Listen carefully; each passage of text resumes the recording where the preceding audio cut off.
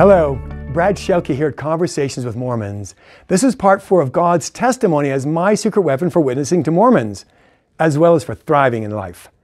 Mormons talk much of Christ. They say He's the head of their church. They say there's no salvation outside of Him. And they say they seek to follow His example and love other people. What else could there be? In the last episode, we looked at how God's testimony reveals the huge surprise of Jesus Christ as all the moral goodness anyone needs. And here are the 2 insights I told you to anticipate. In September, USU ended its pandemic restrictions, and many students were back on campus. On the first Wednesday of classes, many students stopped at the free book table to talk. At least 3 women named Rachel stopped, and 2 gave me new insights into communicating more clearly how Jesus Christ is all the moral goodness anyone needs. The first, Rachel, was a freshman in psychology. As we chatted, I mentioned that all of engineering is about one question: how does this work? She replied that psychology is all about that, and then declared that all of life is about that question. She gladly welcomed my questions, which helped her notice Jesus as the how to moral goodness for her. Later, another Rachel stopped. As our conversation moved to her expectations for my behavior, she declared that I should never do evil to her friends or anyone else. I told her I didn't meet her expectations because I'd done evil. She said she had too. Did she know anyone who never did evil? No. Had she heard of anyone in history who never did evil?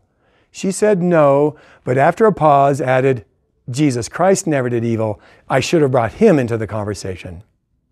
Her words struck me as natural, real, and powerful, and she used that phrase several more times as my questions helped her discover Jesus as the how to moral goodness for her.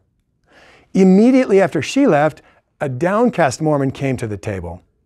As our conversation moved to his expectations for my behavior, he smiled for the first time. He did this when he declared Jesus only never did evil. Why did he smile? He said it was because he was seeking to center his life on Jesus. I suggested it was because he brought Jesus into the conversation. I used that new phrase several times each time he discovered Jesus as the how to moral goodness for him. By the end, he was beaming as he declared he should always bring Jesus into the conversation. I gave him a take-home assignment of praying at least once that day and thanking God for sending Jesus Christ to die in his place to take care of all of his sins without his help. I modeled the prayer for him, and he said he would do it. A month later, a Mormon stopped to thank me.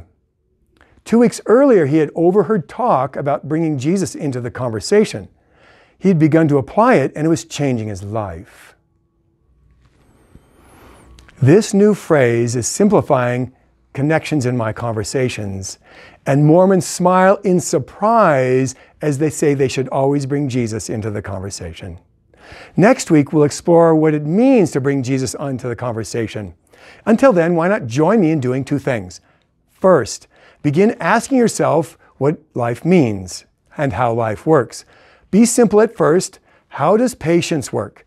How does impatience work? Second, why not join me in thanking God for making it good to always bring Jesus into the conversation? Welcome to the conversation.